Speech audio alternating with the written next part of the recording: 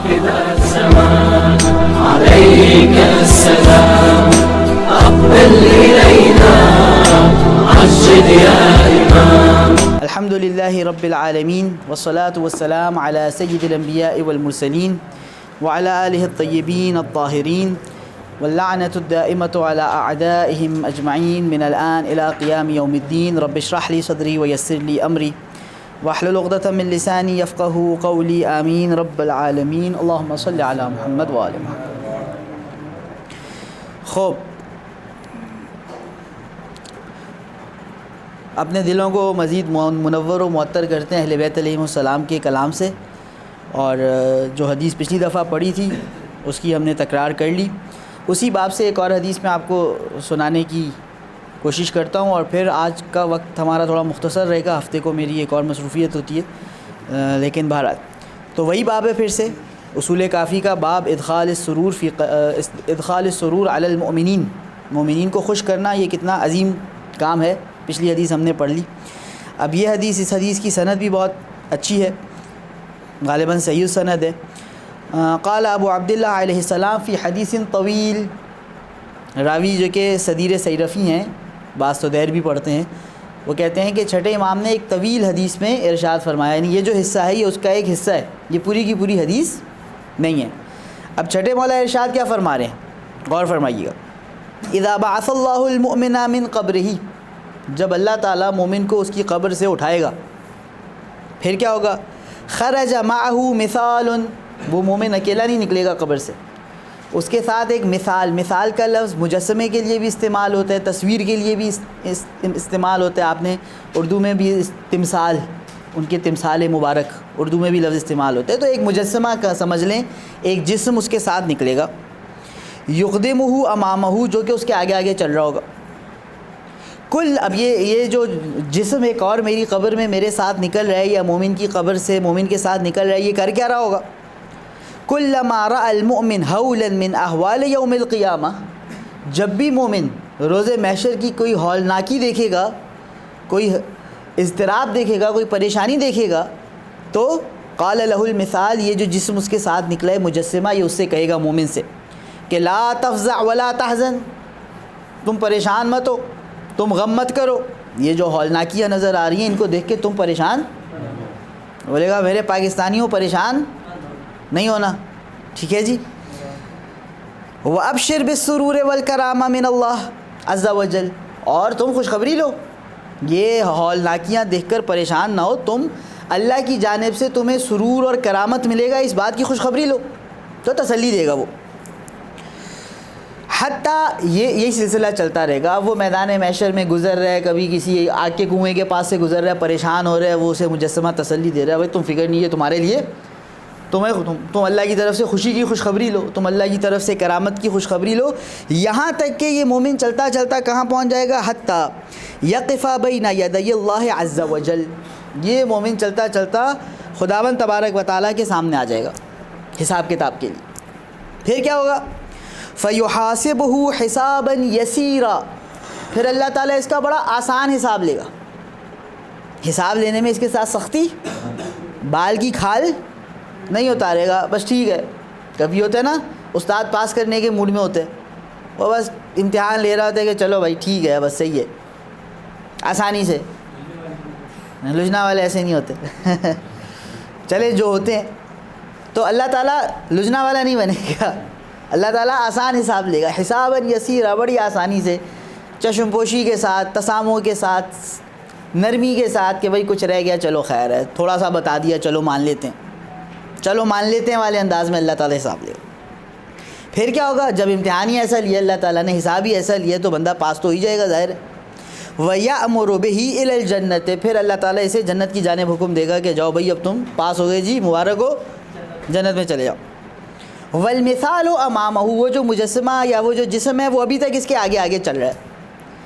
اب فیقول له المؤمن، اب جب مومن وہ ہولناکیوں سے گزر کے حساب کتاب تیگے ریلیکس ہو گیا کہ جی اب میں نے جنت میں جانا ہے، اب یہ مومن پلٹ کے پوچھے گا اس سے، اس مثال سے جو کب سے اس کے ساتھ چل رہی ہے، قبر سے اٹھنے سے اس کے ساتھ چل رہی ہے. اب تک اس کو اس سے خیال ہی نہیں آیا کہ میں پوچھوں بھائی صاحب آپ ہیں کون. ابھی تک تو وہ اس کو تسلی دے رہا تھا، اسے خود اتنی ٹینشن تھی ہولناکیاں تھیں میدان محشر کی. اب جب وہ پرسکون ہو جائے گا اب وہ سوال کرے گا مثال سے کہ یرحمک اللہ، اللہ تجھ پر رحم کرے، تو مجھے جگہ جگہ تسلیاں دیتا رہا. نعم الخارج، کیا بہترین نکلنے والے تو جو میرے ساتھ نکلے قبر سے. خرجت معی من قبری، میری قبر سے میرے ساتھ تو نکلے. وما زلت تبشرنی بالسرور والکرامت من اللہ، اور تم مجھے مسلسل جو ہے اللہ کی جانب سے خوشی اور اعزاز اور اکرام کی خوشخبریاں دے رہے ہو کہ فکر نہیں کرو، اللہ کی طرف سے تمہارے لیے اچھا ہے اچھا ہے. حتیٰ رأیت ذالک، یہاں تک کہ میں نے خود دیکھ لیا اپنی آنکھوں سے کہ اللہ کی طرف سے واقعی میرے لیے خوشخبری اور کرامت ہے. تو اتنے اچھے تم آدمی ہو. فیقول من انت، تم ہو کون بھائی؟ اتنا تم میرے ساتھ نیکیاں کیے جا رہے ہو مسلسل، تو آپ ہیں کون حضور؟ یہ بندہ اب سوال کرے گا. فیقول، اب یہ جو جسم یا مجسمہ ہے یا مثال ہے یہ جواب دے گا کہ میں کون ہوں.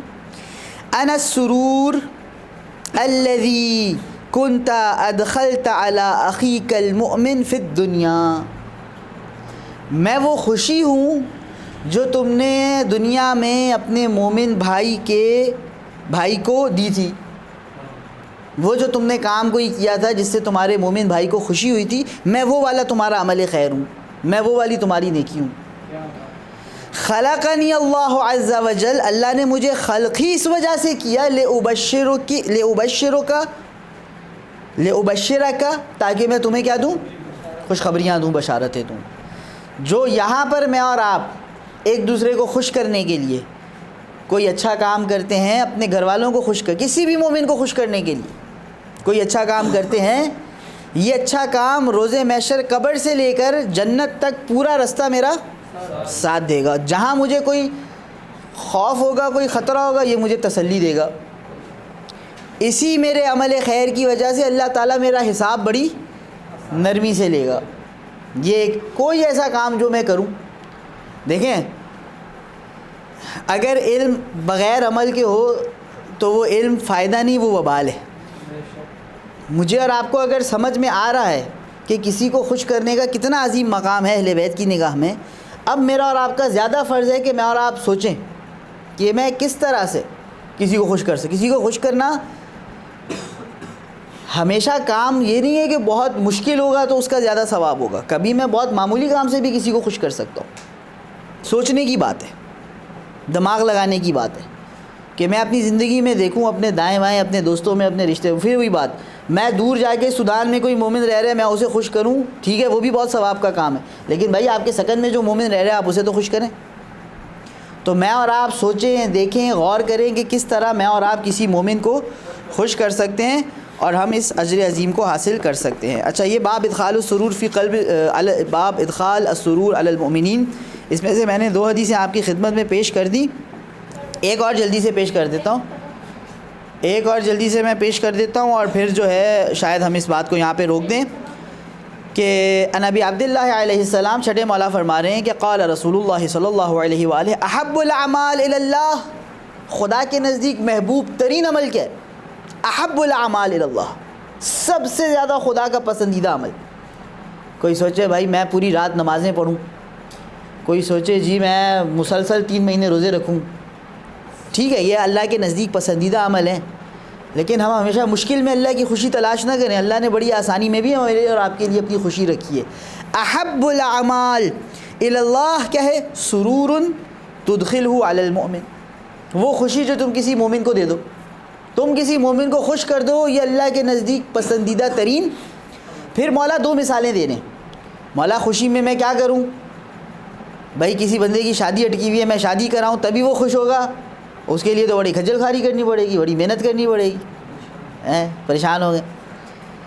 مولا نے 2 مثالیں دے دی ہیں، کہا بھائی تم شادی بھی کراؤ بہت اچھی بات ہے، لیکن میں تمہیں آسان باتیں بتا دیتا ہوں.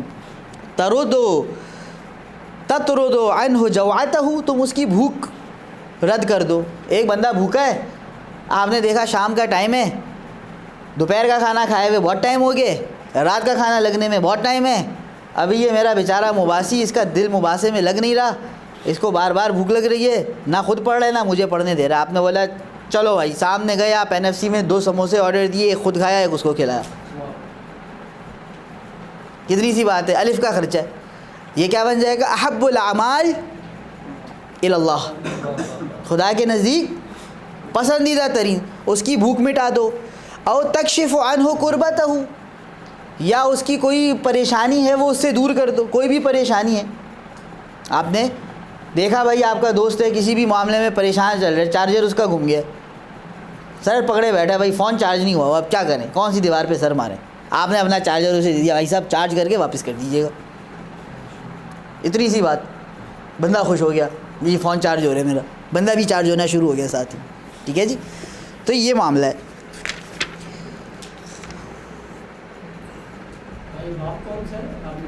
باب ادخال السرور علی المؤمنین. ایک اور چھوٹی سی حدیث پڑھ دیتا ہوں کیونکہ 1-2 منٹ میں. چھٹے مولا فرما رہے ہیں, سنیں, ایما مسلم لقی مسلما, جب بھی کوئی مسلمان کسی مسلمان سے ملے, فسر رہو, اور یہ ملنے والا اس کو کیا کر دے, خوش کر دے, کسی بھی طرح سے خوش کر دے. وہی آپ سموسہ لے کر آئے ہوئے ہیں, بندے نے دیکھا آپ کو دیکھ کے تو خوش نہیں ہوا, سموسہ دیکھ کے خوش ہو گیا کہ بھائی یہ تو بڑی اچھا کام کیا اس بندے نے آج. کوئی بھی آپ ایسا کام کیا آپ نے کہ جس سے آپ ملنے ہیں وہ دوسرا بندہ کیا ہو گیا, سرہ اللہ عز وجل. اب اس خوش کرنے والے کو اللہ خوش کرے گا.